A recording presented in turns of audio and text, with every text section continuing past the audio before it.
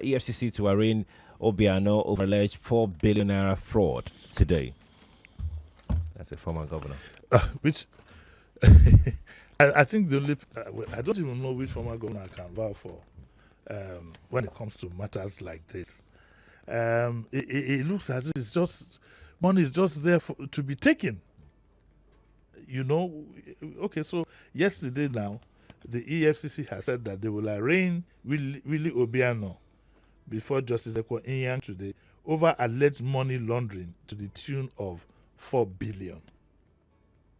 To the tune of 4 billion. And he will be arraigned on 9 count charges. Of course, there are videos of Obiano enjoying himself in America. I was going to say that. The moment he finished like this, we started seeing pictures and everything. He was doing Thanksgiving turkey. That is the most peppered the Nigerians now. Most pepper them. That's the job of the elite, to show off their money. How do you know? You could see what he was doing, dancing and enjoying himself, while his own people were suffering here. That you, Willie Buchi Obiano, who has been governor sometime between 7th February 2018 and 18th February 2019, during the jurisdiction of this honorable court, indirectly transferred through Mr. Milim Wokoye, your then principal private secretary, the sum of 156 million or so only from Anambra State government, and there's a list of so many charges, and in total you're looking at 4 billion. Close your eyes, Sheriff, and imagine. The people of Anambra should close their eyes and imagine. Was it Anambra State? Yes, Anambra. Anambra, and imagine what 4 billion would have done to the environment. Right. Somebody should wake up Mr. Koka and Mr. Dan Okafo. Right. That's your state money that is hanging in a balance somewhere. I think what is paramount, or what should be the most important, is EFCC successfully trying this case. What about the other ones that they've tried? Successfully tried. Darie is the only governor that I know that was successfully prosecuted. In how many years? In a trial that ideally should take maximum 6 months, throw the man in the slammer, let him be there for another 5-10 years. You keep going back and forth. And do you know how many governors have these cases hanging over them and now have higher posts? I don't want to mention names. We know. I'm sure people can relate. I don't want to mention and that's the fear. That's why I said that it is better for you in Nigeria, instead of running away.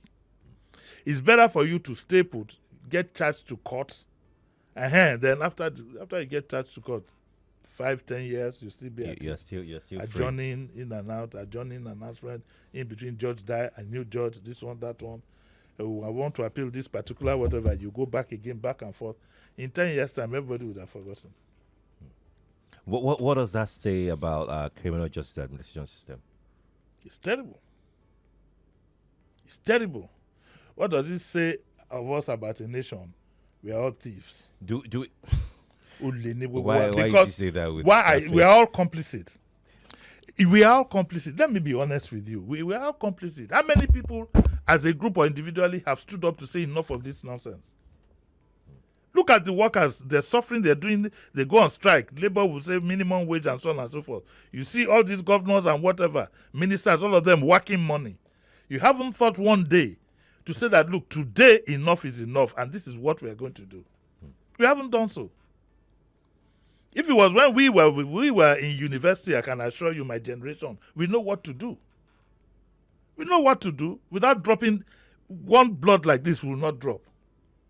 But even them go no say what we know what we did when we had the vice chancellor when I was in university. We know what we did to get him removed. I don't know whether he was removed eventually. I can't remember. But we put up that people like K. Mahmudu, we know what we did with our own money. We were bribing the clerks in the VC's office to give us little notes in which it was alleged that the man was sending notes for them to take building as small as that. We did it when we were in school. At that level. But where are the people who are going to do this now? Non-existent. Everybody is running like cold turkey, running up and down. We know what to do. All this is just go do, complaining in social media. In our own time, there was no social media. But we know the things that we did in the universities at that time. Well, is it okay to also say that it's not entirely the people's fault because It's the people's fault. Wait now, because It is the people's fault. Let me land now. Because the elites Yes. have weaponized poverty. They have That is incapacitated the people. That is why your eyes should that be they can't even because it has move a muscle. Because it has been weaponized is why your eyes should be redder than this. And then you apply your senses. There is something called resistance. In this country, there was somebody who had a company. He's dead now, so I don't want to mention his name or insinuate. He had been owing his staff for close to 2.5 years. When he turned 70, he brought the most expensive band to come and play at his party. His staff went. His staff went. If I was working in that company and I had my way, if we are going to go at all, we will go in rags. We will go. You don't need to fire a shot. You just need to put up some. If I was working, I was part of the union in that company. You want to do your 70th, Abi. You've paid this musician all this money. On top of it, you're going to spray him. Nice place or whatever. We will be invited. We will turn up. We will turn up with masquerades, with all kinds of things, and we will sit down there. Let's have a party. We'll turn up in rags. The other day, somebody was like, Uncle Jimi, what's the video? It's not just hitting the streets and coming back. We welcome these people. We welcome these people. Those who have been found guilty, the reverends will welcome them in the church. When the reverend in the church sees the kind of people that come to his service on Sunday, he will know that Big Brother is watching you. There are things you can do. Don't just sit back and complain. We are too complacent. If these were the kind of people that the Igbos met when they came, we would have perpetually been in slavery and in this thing. But we just refuse to learn our lessons. Go and, if you can corner Baba, let Baba tell you the experience of what the likes of Mbeki and so on told him about what they were doing in South Africa, which Nigeria aided.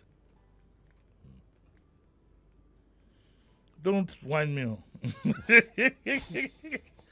How can you, if these same people, if they go to any function now, you'll be running after them. Even the women all gaily dressed.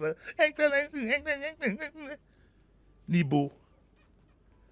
The least we will do in our own time, when we are full, the whole house will just get up simultaneously and walk out on them. I'm a dashing coin. But, and then we now turn back, then we always follow the lead. Because the elite have the means of influencing thought. Oh, it is the elite that, you'll be blaming them. It will be nodding head.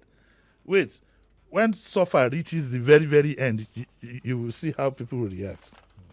Let the politicians continue to take us for. I know some countries you dare not, in times like this, say you want to spend 160 million to buy a car. You dare not.